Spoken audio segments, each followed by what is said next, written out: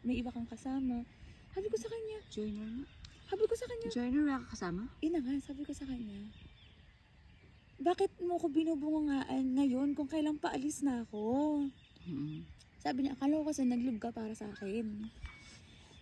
Sabi ko, live para sa'yo, idonalihan mo ako ng Webes na gusto mo mapag-isa. Pag-isa. Anong silbi ko? Sabi ko gano'n. Baka para siyang babae. Pag sinabi mong gusto kong magpag-isa, ibig sabihin lambingin mo. Ayaw niya kasi na Di ba ganun pag yung mga bad trip babae? siya, hindi kasi pag bad trip siya, ayaw niya muna akong kausapin kasi baka daw mapagbuntanan niya ako ng bad Baka may trip. masabi siyang hindi Baka daw may maganda. masabi siyang hindi ko magustuhan. Kaso para sa akin, hindi ko pa masaya na naglib ako para sa'yo. Tapos biglang Webes, 2 days, 3 days before your birthday, gusto mo mapag-isa. So hanggang kailan yon? Siyempre nagalit ako sa kanya. Sabi ko, okay, kung gusto mo mapag-isa, go. Tapos bigla ako nag-note. Edi sabi, nag-reply na ako sa kanya. Sabi ko, sir, sige, sama ako sa Sambales. Biglaan talaga as in. Sabi niya, hindi nga, totoo, sama ka talaga. Sabi ko, pasama ako. Sabi ko, sige.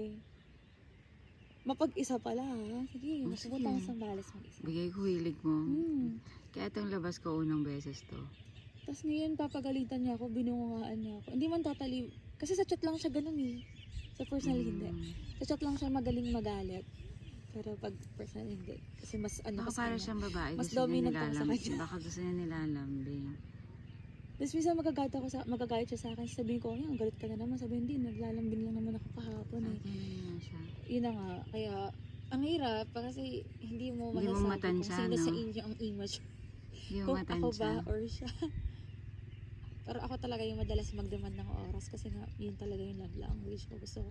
Yun na nga, tulad sinabi ko, kahit nga yakapin lang kita, tapos magkita tayo, yakapin lang kita, tapos uwi na ako, okay lang. Kasi nga, basta makita lang kita. Pero, yun nga eh. Yun, kaya panakaw-nakaw ang oras namin. Minsan naka-duty siya, aalis siya saglit, kakain kami. Okay na yun sa'yo. Oo, okay na sa akin yun.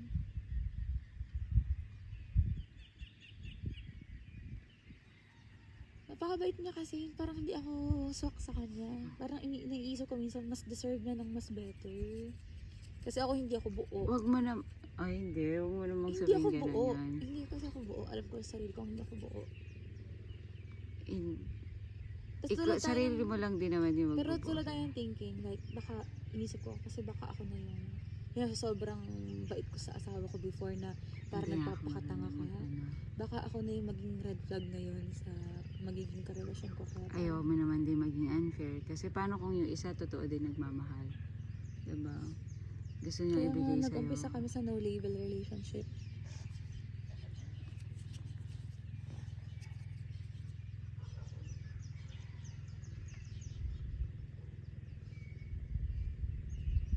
Pero para sa akin, mas free yun. Mas free ka sa no-label relationship. Mahirap. Pero nag-start kami doon. Kasi akala namin, kasi feeling namin, ano lang, enjoy lang kami. Kaso, syempre, parang, Paano kunyari isa lang yung na-fall sa inyo? O yung isa hindi? okay, reciprocity. Kumbaga, ang nangyari kasi, Paano kung hindi kaya i-reciprocate yung isa, tapos yung isa nag-expect? Buti sa inyo, nag-click. oo, nag-click kami. Dalawa kayong na ano, Oo. paano yung kung isa lang yung na-fall? Patay. Nag-click kami.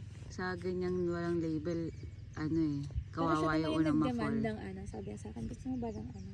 Gusto mo ba Maging ng- official na. Oo, gusto mo ba ng ganun? Kasi nakikita daw yan sa sarili ko na gusto ko daw maging free even though ganun kami. Gusto daw niya, ayaw daw naman niya akong pagbawalan sa mga gusto kong gawin since wala din naman daw siyang time. Minsan kasi pagbabawalan niya ako umalis. Sabihin ko, bakit? Ikaw ba makakasama ko sakaling hindi ako sumama dito? Hindi naman. Diba? Kaya kami magkita ngayon. Parang di kaya ng konsensya ko. Mag-birthday. Birthday, tapos wala Tanay siya. kasi sana kami ngayon. So hindi natuloy na. Hindi natuloy. Kasi nga nag-inas na siya. The next week na lang. Ay, Holy Week na ba next week? Hindi pa naman. Hindi pa End of, naman. parang last week of March. Oo. Hindi pa kasi lalabas pa ako nitong weekend. Actually, ilang beses na ako nagpaalam sa kanya. Like, sabi ko na ayoko na. Kaso kada ayaw ako, magkakabati naman kami. Madaming beses. Tapos sasabihin niya, naglalambing na naman ako ng time na yun. Lambing? Kaya lang naman pala yung gusto eh. Ikaw naman pala eh. Ang ganda, no? Yung mata ko ngayon, parang nakapanorama. Totoo, no? Di ba? Oo. Sobrang laki May ng space ikal, niya. Parang nakapanorama yung ano. Kasama yung peripheral something sa gilid. Ang hiwaga talaga ng mata ng tao. Ang ganda. Ang galing. Buti na. Diba? Ang perfect talaga ni God. Mas na-appreciate ko kasi yung mga ganito kasi sa mga pagmamall. Kaya never kami hindi mo never, pero dumadaan kami ng mall, pero hindi kami tumatagal doon. Lagi kaming picnic or date sa labas. Iinom lang sa likod ng kotse.